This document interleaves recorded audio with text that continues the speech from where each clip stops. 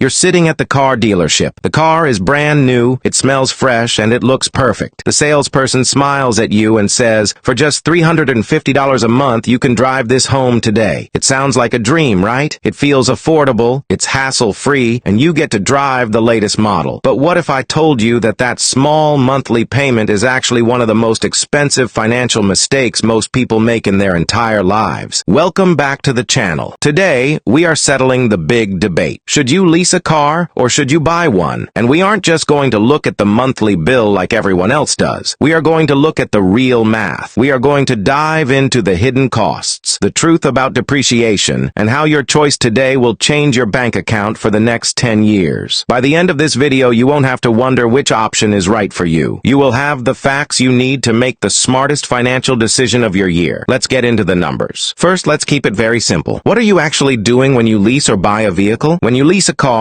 it's basically a long-term rental. Think of it like renting an apartment. You pay for the right to use the car, but you aren't building any ownership. You are paying the dealership for the amount of value the car loses. This is called depreciation, while you are driving it. You get to drive a nice car for a few years, but the moment your contract ends, you have to give the keys back. You walk away with zero ownership, zero value, and you have to start all over again. On the other hand, when you buy a car, you are on a journey toward total ownership. You might have to pay more money each month at the beginning, and you are responsible for the repairs once the car gets older. But there is a clear finish line. The day you make your very last payment to the bank, the car is finally yours. It sits in your driveway, it has value, and it is your property. The car companies and the dealerships absolutely love it when you lease. Why? Because they know for a fact that in exactly 36 months, you will be coming right back to their office to sign another contract. Leasing is designed to keep you in a never-ending cycle of monthly bills. Buying a car is the only way to eventually stop that cycle. It is the fundamental difference between renting for your whole life and finally paying off a home that belongs to you. Now, let's talk about the math. Specifically the thing that destroys your money more than anything else. Depreciation. Depreciation is just a fancy word for how much value a car loses over time. And here is the scary truth. A brand new car can lose 20% or even more of its value the exact moment you drive it off the dealership lot. Imagine you walk in and buy a car for $30,000. You hand over the check, you sign the papers, and you drive away. In the eyes of the market, that car is now suddenly worth only $24,000. You just lost $6,000 in a few seconds. If you finance the whole $30,000, you now owe the bank $30,000, but the car in your driveway is only worth $24,000. That gap is the silent wealth killer.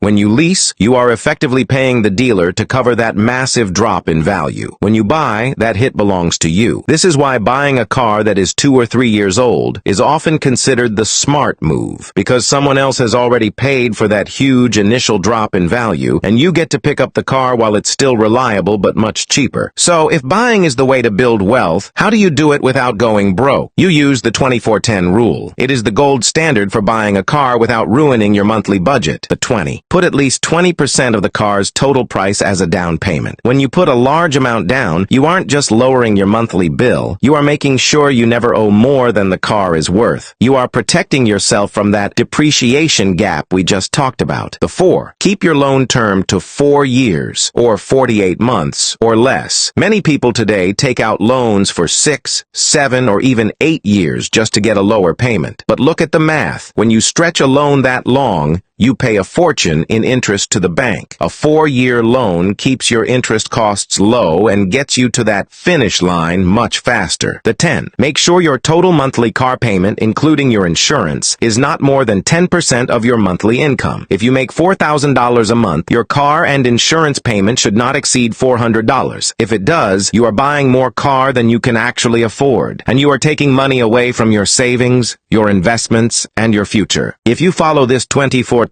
rule, you aren't just buying a vehicle, you are buying yourself peace of mind, you are saving thousands of dollars in interest, and you are keeping your monthly budget safe. To really see the difference, let's look at a story of 2 friends, Alex and Sarah. Both of them need a car that costs $30,000. Alex decides to lease. Alex loves the new car feeling, so he leases a new car every 3 years. Over 10 years, Alex pays his monthly lease fee faithfully. Because he always wants the latest model, he never stops having a car payment. payment. At the end of 10 years, Alex has spent roughly $40,000 on payments. When he turns in his final lease, he walks away with nothing. He has zero equity, and his bank account is significantly lighter. Sarah, on the other hand, decides to buy. She buys a reliable 3-year-old car for $20,000. She follows the 24-10 rule and pays it off in 3 years. For the next 7 years, Sarah has zero car payments. She takes the money she would have spent on a lease payment and puts it into a savings account or invests it. At the end of 10 years, Sarah not only has a car that she owns outright, which she could sell for cash, but she also has thousands of dollars in her savings account from the years she didn't have a payment. Alex paid to drive a new car, but Sarah built wealth. That is the power of choosing to own rather than rent. Now, we have to talk about the things most people forget, the hidden costs that catch you off guard. First, let's talk about insurance. If you lease a car, the bank that owns it will almost always force you to carry higher insurance coverage than what you might need if you owned the car outright. That means your monthly insurance bill goes up just because you are leasing. Second, look at the taxes and fees. When you lease, you often have to pay sales tax on the entire value of the car up front, or it gets rolled into your monthly payment, which means you end up paying interest on your taxes. It's a double hit to your wallet. Third, think about modifications. If you lease, you cannot change anything. You can't add better tint to the windows, you can't upgrade the sound system, and you can't even change the tires to something more durable without risking wear and tear fees when you return the car. When you buy, it's your car. If you want to make it safer or more comfortable for your lifestyle, you are free to do it. You have total control. Let's look at the big picture one last time to really let this sink in. Imagine you need a reliable car for the next 10 years. If you choose the path of leasing, you will cycle through roughly 3 different cars over those 10 years. Because you are constantly returning vehicles, you will be making a monthly lease payment for the entire 10-year period. You never actually stop paying a bill. At the end of the 10 years, you hand over the keys to the final car, you pay your final wear and tear fees, and you walk away with zero ownership and zero cash back in your pocket. If you choose the path of buying, the experience is the opposite. You make payments for, let's say, 4 years. For the remaining 6 years of that decade, you have zero car payments. You get to keep that money in your own bank account. You save it, you invest it, or you use it for other life goals. At the end of the 10 years, you still own the vehicle. It is a piece of property that sits in your driveway, and if you want to, you can sell it for thousands of dollars in cash. When you compare these two side by side, buying a car leaves you with significantly more wealth at the end of the decade. The choice is clear if your goal is to grow your savings rather than just paying for a monthly service. So what is the final verdict? Leasing is about one thing: flexibility. You are paying a premium for the convenience of driving new cars and never worrying about major repairs. Buying is about something much more powerful: equity. You are paying to eventually own an asset that has real value. If you are just starting your financial journey and you want to build your savings, buying a reliable, slightly used car using the 24-10 rule is the smartest move you can make. It stops you from being stuck in a never-ending cycle of debt, and it gives you much more freedom in the future. Be honest with yourself about what you value more: the new car feeling or the freedom of owning your own property. If you enjoyed this deep dive, please hit the like button and subscribe to the channel. It really helps us grow. And don't forget to comment down below. Are you team lease or team buy? I read every comment and I want to hear your story. Thanks for watching, and I'll see you in the next video.